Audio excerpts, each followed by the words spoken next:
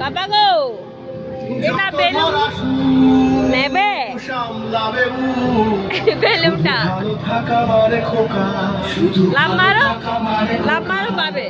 এই মানুষের কাছে জীবন কাঠি আছে, ফুলের ওপর ঘুম পাড়িয়ে দুঃখের গালি মুছে। ও এসে ছোট সাথে সরস্বতী পূজা প্যান্ডেল দেখতে, তারপর ও বলছে ব্যালুন নেবে, এখানে সাজিয়েছে ও ব্যালুন নেবে বলছে। চলো ওইদিকে যাবো কিনবো, চলো আসো, এইখানে আছে।